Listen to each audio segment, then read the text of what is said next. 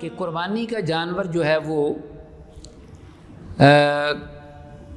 لوگ پوچھتے ہیں کہ ہم نے کی قربانی دی،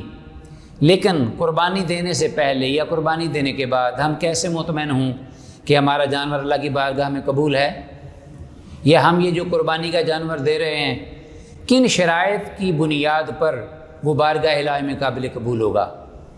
بہت سے لوگ نہیں جانتے، وہ دیکھا دیکھی عمل کرتے ہیں، جی بس دوسرے چونکہ یہ قربانی کے جانور ذبح کر رہے ہیں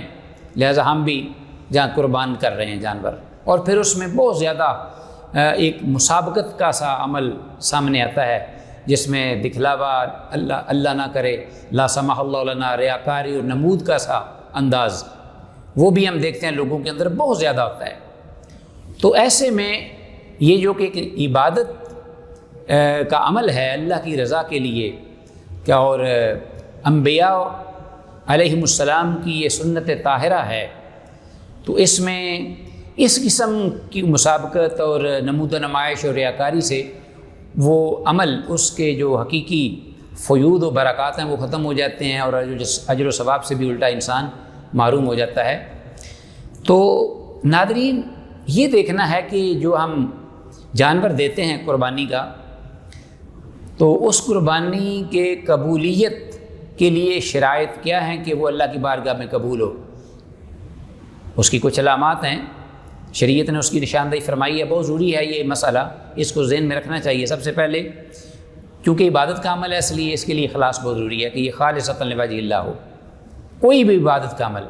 اللہ کا الحاکمین نے فرمایا وما امروا الا لیعبدوا اللہ مخلصین لہ الدین،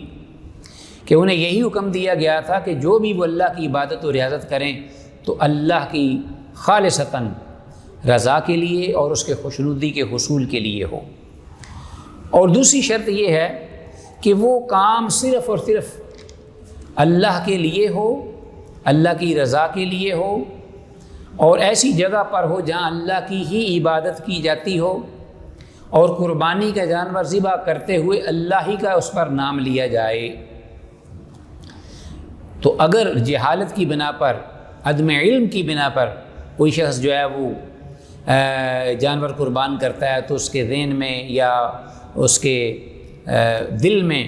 نعوذ باللہ غیر اللہ کا کوئی تصور آ جاتا ہے، تو یہ بجائے اس کے کہ یہ عبادت ہوگی بلکہ یہ صریحاً شرک کے حکم میں آ جائے گا۔ اور اس سلسلے میں حضرت علی رضی اللہ تعالیٰ عنہ کی یہ روایت ہمارے پاس موجود ہے کہ رسول اللہ صلی اللہ علیہ وسلم نے ارشاد فرمایا لعن اللہ من ذبح لغیر اللہ، کہ اللہ کی اس پر لعنت اور پھٹکار ہو جو کہ اللہ کے نام کے علاوہ کوئی چیز ذبح کرتا ہے، جانور ذبح کرتا ہے۔ تو جانور جو ذبح کرنا ہے وہ اللہ کے لیے ہی ہو۔ ایک یہ شرط ہے قربانی کا جانور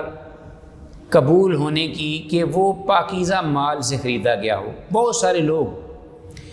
جو کہ اس کا ارتکاب کرتے ہیں، یہ دیکھتے نہیں کہ کیسا مال، کیونکہ مال ایک ایسی چیز ہے کہ جس کے بارے میں قیامت کے روز بھی دو قسم کے سوال ہوں گے، من این اکتسبہ وفیما انفقہ، کہ کہاں سے کمایا اور کہاں خرچ کیا۔ یہ دو سوال زندگی میں انسان کو ہمہ وقت پیش نظر رہنے چاہیے کہ میں یہ جو ارننگ ہے، یہ مال یہ کہاں سے کما رہا ہوں، اس کے سورسز اور وسائل کیا ہیں۔ حلال اور پاکیزہ مال، اس سے کمائی کے بدلے میں لیا گیا قربانی کا جانور اللہ کی بارگاہ میں وہ قبول ہوگا۔ اللہ رب العالمین فرماتے ہیں ایھا الناس، جیسا کہ حدیث میں آتا ہے ان اللہ طیب لا یقبل الا طیبا، حضرت ابو ہریرہ رضی اللہ عنہ کی حدیث۔ رسول اللہ صلی اللہ علیہ وسلم نے فرمایا کہ خبردار لوگو، اللہ پاک ذات ہیں اور پاک چیز ہی وہ قبول فرماتے ہیں۔ تو قربانی کا جانور جو ہے وہ ہر صورت میں پاک ہو، کہیں ایسا نہ ہو کہ مال رشوت سے یا یہ ہے کہ سودی کاروبار کی نتیجے میں یا چوری یا غصب کیے ہوئے مال کے نتیجے میں کوئی جانور جو ہے وہ اس کو خریدا جائے اور پھر اس کو اللہ کی راہ میں قربان کیا جائے۔ جس طرح کہ وضو کے لیے، نماز کے لیے وضو طہارت شرط ہے، لا تقبل صلاۃ بغیر طہور ولا صدقۃ من غلول، صدقہ بھی وہ ہو جو پاک ہو، اللہ کی بارگاہ میں وہ قبول ہوتا ہے کہ نیکی کا کوئی عمل۔ جس طرح کہ نماز طہارت کے ساتھ ہی اللہ کی بارگاہ میں قبول ہوتی ہے۔ خواہ انسان وضو کے علاوہ جس قدر زیادہ خشوع و خضوع کے ساتھ بندگی کرے اور عبادت کرے وہ قابل قبول نہیں بلکہ گناہ ہے۔ اسی طرح قربانی کی قبولیت کی شرط ایک یہ ہے کہ وہ جانور جو ہے وہ جب ذبح کیا جائے تو سنت کے طریقے کے مطابق جو رسول اللہ صلی اللہ علیہ وسلم نے بتایا ہے، تعلیم دی ہے۔ مثال کے طور پہ جو جانور ہے وہ ذبح کیا جائے تو اس وقت جو اس کا اصل وقت ہے، رسول اللہ صلی اللہ علیہ وسلم نے فرمایا جو شخص نماز عید سے پہلے اپنی قربانی دیتا ہے تو گویا کہ اس نے اللہ کے لیے قربانی نہیں کی بلکہ اپنے کھانے پینے کے لیے اس نے اہتمام کیا ہے۔ تو اصل وہ قربانی اپنے اصل مقصد کو، اپنے سنت کے حکم کو پاتی ہے کہ جو نماز عید پڑھ لینے کے بعد اس کو قربان کیا جانا چاہیے۔ تو ایک قبولیت کی شرط یہ بھی ہے، اور اسی طرح ایک شرط یہ بھی ہے قبولیت کی کہ وہ جو قربانی کا جانور ہے وہ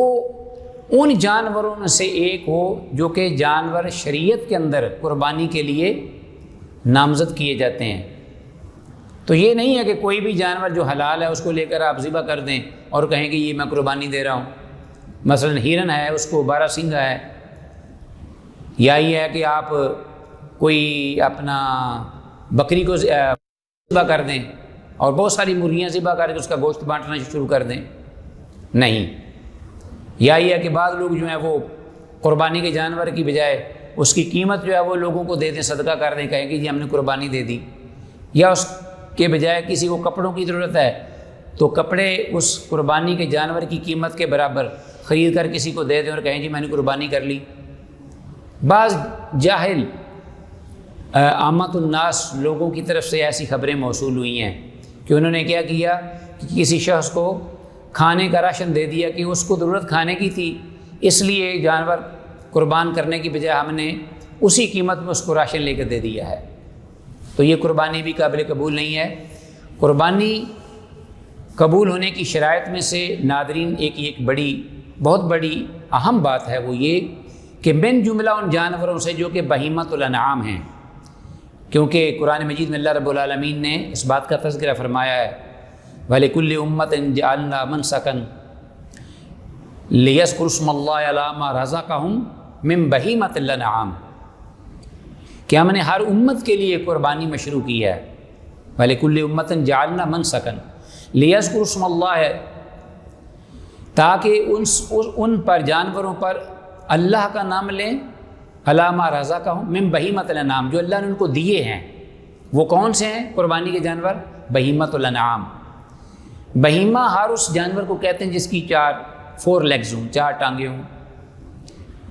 وہ خواہ پانی کا ہو یا خشکی کا ہو، کوئی بھی ہو، جیسے صاحب القاموس نے اس کی توضیح کی ہے۔ اور اسی طرح آگے ہے بہیمۃ الانعام۔ انعام میں وہ جانور شامل ہیں جو کہ شریعت طاہرہ میں قربانی کے لیے نامزد کیے گئے ہیں۔ ان میں سے ایک اونٹ ہے، ایک گائے ہے، ایک بکری ہے، ایک اسی طرح دمبا، مینڈا جسے کہتے ہیں۔ تو انہی کی قبیل سے یہ جانور ہوں گے تو وہ قربانی کیے جائیں گے۔